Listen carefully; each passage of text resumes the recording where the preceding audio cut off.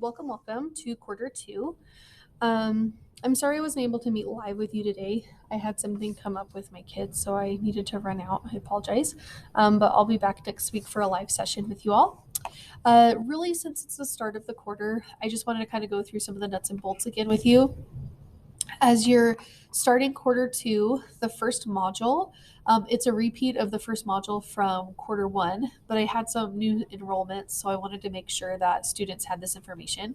So make sure you just kind of roll through that information, and then you can move into module two, which is about the judiciary. So we're looking at the judicial branch of our government, Article 3 of the Constitution.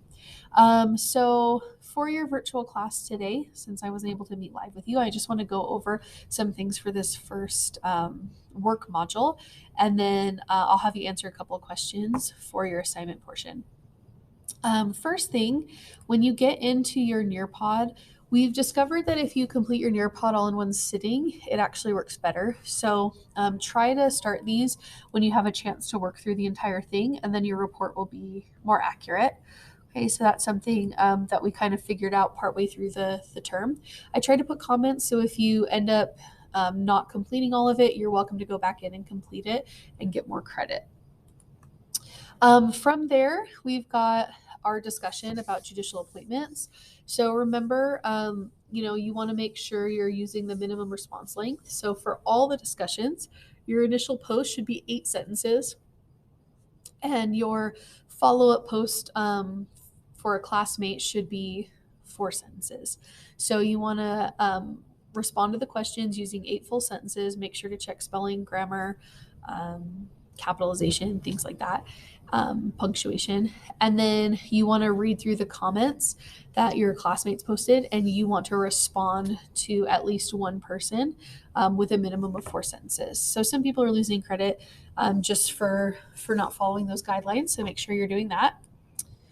And then for your assignment this week, you're going to be looking at the Brown versus Board of Education Supreme Court case.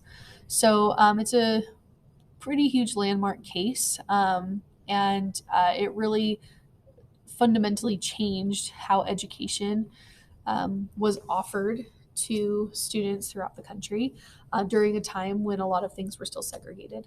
So go ahead and check that out and make sure you follow the directions. So use complete sentences, copy and paste the questions into the text box, and make sure to change your answers to the color red. That helps me to more easily grade your work. Okay.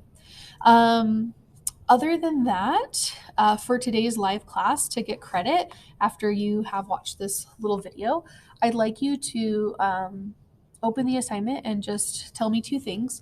One, what's your goal for this quarter in U.S. government? And then 2, what can I, Mrs. Acosta, do to help you reach your goal? I know that some people were really stressed at the end of last term. It kind of caught up with you. So, set a goal, set something that's reasonable for you, that works with your schedule. Set a goal for the course about how you want to go about completing things and being successful. And then definitely let me know what I can do to help you reach that goal. So just go ahead and respond to those 2 questions for your live session assignment this week, and then you are all good. Okay, if you have any questions, don't hesitate, shoot me an email or a message, and I'll get back to you as soon as I can. Thanks.